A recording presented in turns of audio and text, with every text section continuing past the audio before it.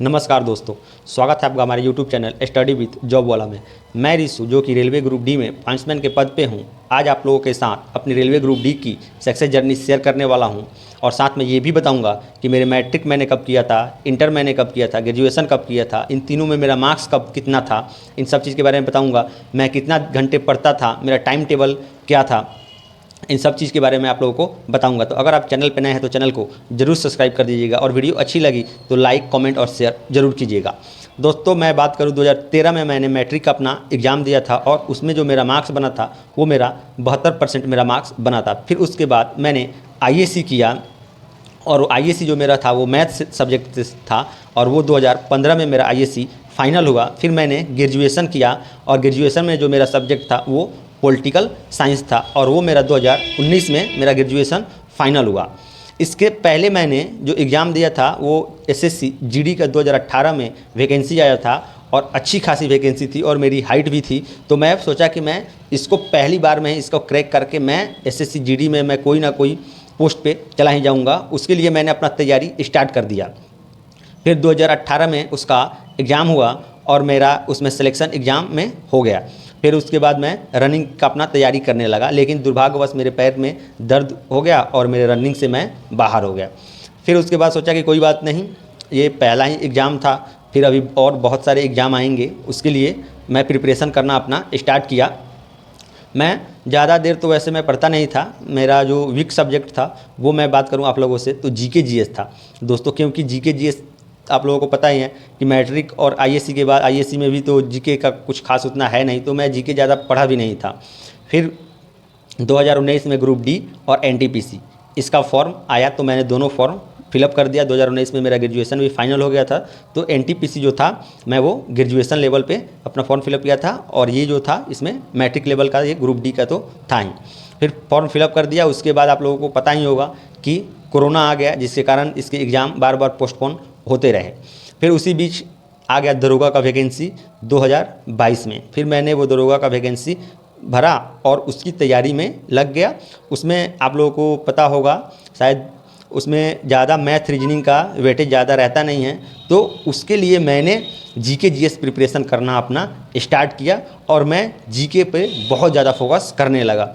ऐसे करने से मेरा GK GS अच्छा खासा स्ट्रॉन्ग हो गया और मेरा PT भी क्लियर हो गया और फाइनली मेंस भी मेरा क्लियर हो गया। लेकिन दुर्भाग्यवश उसमें भी मैं रनिंग से बाहर हो गया। फिर तो लगा कि अब पता नहीं ये NTPC और ये मेरा ग्रुप डी में क्या होगा। और NTPC का क्या हुआ कि NTPC का PT तो निकल गया, लेकिन मेंस का जो एग्ज़ाम हुआ वो मेरे ग्रुप ये जो दरोगा का जो रनिंग था उससे आके टकरा गया और वो 17 जून का मेरा दरोगा का रनिंग था और 17, 18, 19 को NTPC का मेंस का एग्ज़ाम था। तो मैंने सोचा कि NTPC को छोड़ते हैं और ये अपना दरोगा, बिहार दरोगा का है, ये पकड़ते हैं। और उसमें मैंने रनिंग में बहुत ज़्यादा मेहनत किया था, सिर्फ लास्ट में 2 सेकंड से मैं बाहर हो गया। फिर जब ये बाहर हो गया और NTPC भी छूट गया, तब तो लगा कि अब लग रहा है कि किस्मत में जॉब बिल्कुल है ही नहीं। फिर मैं उतना मन से ग्रुप डी के लिए प्रिपेयर नहीं रहा। फिर जब ग्रुप डी का जब एग्ज़ाम डेट करीब आया, मतलब एग्ज़ाम डेट निकल गया, तो मैं सोचा कि नहीं, अगर ये भी हाथ से गया तो फिर अपने पास कुछ नहीं बचेगा और लास्ट में ऐसा मन होगा कि मैं पढ़ाई छोड़ ही दूँ। तो फिर मैं ग्रुप डी के लिए प्रिपरेशन करने लगा और उसके लिए फिर अब मेरा क्या था कि मैथ और रीजनिंग इन दोनों से मेरा थोड़ा सा दूरी हो गया था, क्योंकि जो मैंने बिहार दरोगा में जो मैंने तैयारी किया था उसमें मैंने सिर्फ GK GS और करंट पढ़ा था और अब फिर मेरा NTPC का भी उसी तरह था। उसके बाद मैं रनिंग में बिजी हो गया, तो ये मेरा जो था रीजनिंग और मैथ का ये जो मुझसे थोड़ा इसका प्रैक्टिस कम हो गया था। तो फिर मैंने मैथ और रीजनिंग का प्रैक्टिस करना स्टार्ट किया। GK GS मेरा तो स्ट्रॉन्ग था ही, तो उसमें मुझे ज़्यादा प्रॉब्लम नहीं हो रहा था और GK GS ठीक था, सिर्फ मैथ रीजनिंग मेरा स्ट्रॉन्ग करना था। तो मैथ रीजनिंग पे मैथ लगभग मैं रोज़ 2 घंटा पढ़ता था और 2 घंटा रीजनिंग पढ़ता था। और मैं बात करूं GK GS की, GK GS मैं कब पढ़ता था दोस्तों, तो सब लोग बोलते थे कि सुबह में पढ़ना अच्छा होता है, तो मैं GK GS लगभग आप लोगों को मेरा टाइम टेबल क्या था, 6 बजे हम सुबह में उठते थे लोग 6 बजे उठने के बाद फ्रेश होकर 7 बजे से पढ़ना स्टार्ट करते थे, फिर 9 बजे तक हम लोग पढ़ते थे। 9 बजे के बाद हम मोतिहारी में रहते थे, तो मैं और मेरे दोस्त लोगों को ये लोग खाना हम लोग बनाते थे। 9 बजे के बाद अपना खाना वाना खा के फिर हम लोगों का लगभग 11:30 से लाइब्रेरी था। फिर हम लोग लाइब्रेरी चले जाते थे, लगभग 12 बजे से लाइब्रेरी में बैठते थे और 12 बजे से लेके 5 बजे तक हम लोग लाइब्रेरी करते थे। और उसमें पर डे एक सेट प्रैक्टिस होता था ग्रुप डी का। पर डे हम लोग जितने भी 3-4 लड़के थे सब मिल के सेट प्रैक्टिस करते थे और फिर उसके बाद उसका एनालिसिस करते थे। दोस्तों एनालिसिस बहुत ज़रूरी है, आप लोग भी एनालिसिस अगर सेट प्रैक्टिस कर रहे हैं तो एनालिसिस ज़रूर कीजिएगा। जब मैं पहली बार सेट प्रैक्टिस ग्रुप डी का किया था तो उस टाइम मेरा उतना अच्छा मार्क्स नहीं आया था, लगभग समझिए कि 50-55 के करीब में रहा। तो मुझे ऐसा लगा कि लग रहा है कि सब गया और ये भी फाइनली मेरे हाथ से निकल ही जाएगा। लेकिन फिर मैंने अपना प्रिपरेशन अच्छे से स्टार्ट किया, पढ़ाई करने लगा। फिर मैं 5 बजे से जब हम लोग लाइब्रेरी से आते थे तो फिर थोड़ा रेस्ट करके और फिर लगभग 7 बजे से पढ़ने बैठ जाते थे। फिर 7 बजे से पढ़ते थे 9 बजे तक। 9 बजे खाना वाना खाओ के फिर हम लोग सो जाते थे। रात में ज़्यादा हम लोग पढ़ते नहीं थे। रात में वैसे भी ज़्यादा जब खाना हम खा लिए, आप खाना खा लें तो फिर उसके बाद उतना पढ़ने का मन भी नहीं करता था। थोड़े मोबाइल चलाइए, फिर उसके बाद आराम से सो जाइए। सुबह उठिए, जितना सुबह आपके पास कैपेसिटी है सुबह उठने की उतना सुबह उठिए, अपना प्रिपरेशन कीजिए, पढ़िए। 2022 में ग्रुप डी का मेरा एग्ज़ाम हुआ और मेरा अच्छा खासा मार्क्स बना था। 72 रॉ मेरा मार्क्स बना था और नॉर्मलाइज करके 6-7 मार्क्स उसमें नॉर्मलाइज करके लगभग 78 के करीब में मेरा मार्क्स बना था। उसमें मैं ये कन्फर्म हो गया कि इसमें मेरिट बन ही जाएगी अपनी। फिर मैं अपना रनिंग पे फोकस करने लगा और फाइनली अपना रनिंग भी इस बार 2 बार रनिंग से बाहर होने के बाद पहली बार मेरा रनिंग निकला और मैं इसमें सेलेक्ट हो गया।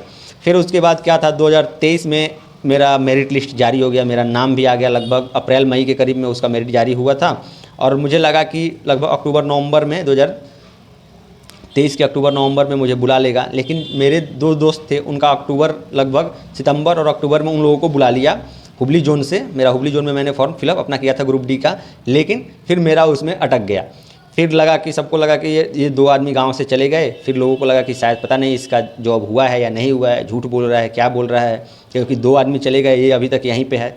फिर फाइनली क्या हुआ कि मेरा जो मैसूर डिवीज़न मिला था वो मेरा डाइवर्ट कर दिया, उसके पास सीट खाली नहीं था तो वो डाइवर्ट करके भेज दिया यहाँ पे सीआर मुंबई जोन में। और मुंबई जोन में मुझे नागपुर डिवीज़न मिला और उसमें मेरा जो स्टेशन मिला वो मैं अभी महाराष्ट्र के घुघुस एक शहर है, उसी में मेरा एक घुघुस स्टेशन है जहाँ सिर्फ कोयले का लोडिंग होता है और वहाँ पैसेंजर ट्रेन भी नहीं आती है।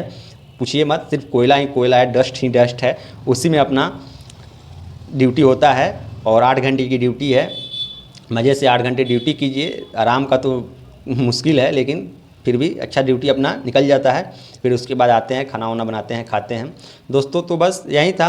मैं अगर कहूँ कि आप ग्रुप डी के लिए ज़्यादा मेहनत की ज़्यादा ज़रूरी है नहीं, सिर्फ आप फिज़िक्स केमिस्ट्री मैथ और रीजनिंग पे ज़्यादा ध्यान दीजिए, इसमें आपका पक्का है कि सिलेक्शन हो ही जाएगा। ठीक है दोस्तों, तो फिर मिलते हैं एक नए वीडियो में, तब तक के लिए धन्यवाद।